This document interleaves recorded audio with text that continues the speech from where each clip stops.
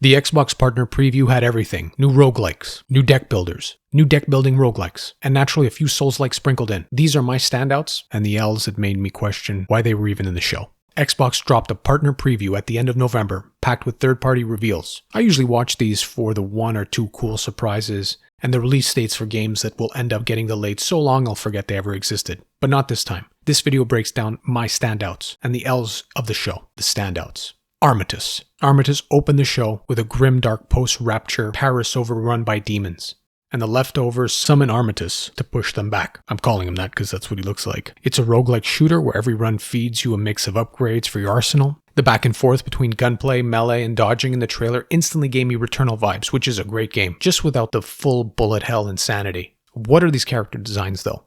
The cartoony Pixar Dragon Age Veilguard aesthetic not only clashes with the darker tone of the rest of the game, but I just don't like it. Release window, 2026. Overall, promising gameplay, weird art mismatch. Armatus was one of my favorites of the show, but my other favorite has absolutely zero issues with character design, Crowsworn. In a showcase full of roguelikes and deck builders, I expected the token platformer, but I didn't expect a straight up new genre, Hollow-like. It looks awesome. Sure, parts of it definitely are strongly inspired by Hollow Knight, but imitation is flattery. The plague doctor with guns look absolutely peak. Dude's even smoking a cigar through the mask. The animations are clean, the enemy and bosses look solid. It seems like it'll offer challenging platforming, plenty of upgrades. Downside is no release date in sight. Overall, I'm 100% playing this. Probably no surprise this was a standout. It was one of the draws of the show. Tides of Annihilation. Tides showed up big, with a full uninterrupted boss fight. Massive scale, tons going on, epic music. It was a spectacle. There were moments where I had no clue what was even happening on screen, but it looked fun. I liked what I saw, but I'm still not fully convinced yet. Something about the performance didn't quite look right to me. Maybe the frame rate, some of the stutter, but huge props to the gameplay guy for doing a no-hit boss fight in this trailer. Release is 2026.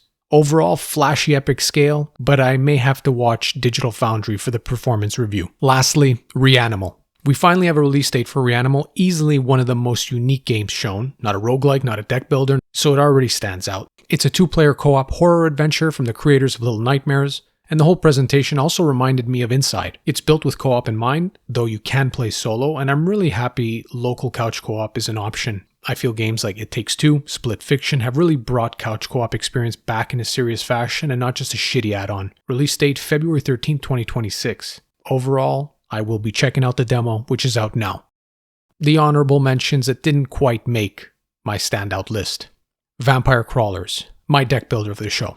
Vampire Crawlers is a dungeon-crawling roguelike deck builder set in the same universe as Vampire Survivors, sharing characters and items, but actually giving you more to do. Vampire Survivors was addicting as hell, but you could argue you barely played the game. This looks like it adds more player control and actual decision-making. Releasing 2026. Overall, a natural evolution of Vampire Survivors. Total Chaos. Total Chaos was shadow dropped, always a big surprise. It describes itself as a survival horror, and the gameplay looked solid, the atmosphere creepy as hell, and having a Silent Hill composer on board gives it instant credibility. In horror, sound design is everything. I gotta be in the mood for these type of games, so I eliminated from the standouts. Overall, you can play this right now. Roadside Research. This looks like a stupid, silly co-op gas station simulator, and I mean this as a compliment. I love the occasional cozy management game I can zone out to while listening to a podcast, and this looks like it accommodates that perfectly. The alien invader twist is fun, humans not noticing that they're being served by aliens, perfect. Overall, dumb, and I'm into it. DLs. 007 First Light. Come on, they literally just showed off a car. There's nothing to talk about here. This could have been a tweet. Release date is March 27, 2026. Overall, it's a nice car. Hitman Slim Shady Elusive Target DLC. Hitman is great, and I get that they're leaning into the live service celebrity cameo lane, very Fortnite coded, but man, I would have taken anything else personally. A new map, a new mission, a tease for the next full game. Instead we get Slim Shady DLC. It's a tier above the 007 trailer, but only because at least something happens. The Elusive Target DLC is out now. Overall, fine, but it's barely content. Zoopunk, the cinematic trailer, had me. At first I thought this would be one of my standouts. Had the tone of a hyper-realistic biker mice from Mars, except with a jacked rabbit. I was locked in. But then they showed the combat and the hype evaporated instantly. There was no weight, no punch. Even the finisher animation they highlighted felt soft. This is your reveal trailer, and that moment didn't work for me. There's no release date, which is good. They can definitely work on it. Overall, amazing pitch, rough gameplay showing. Lastly, Raji Kaliyuga. Someone was clearly playing Showcase Deck Builder and accidentally drafted Raji into the closer slot. I don't get it. An average cinematic with no gameplay from an IP that doesn't carry any weight, that's your final moment? Put this in the middle of the show between two roguelikes and nobody complains. But as the closer, terrible choice. The real closer was Tides of Annihilation. This felt like it was glued on last minute. No release date. Overall, baffling placement. Weak finish.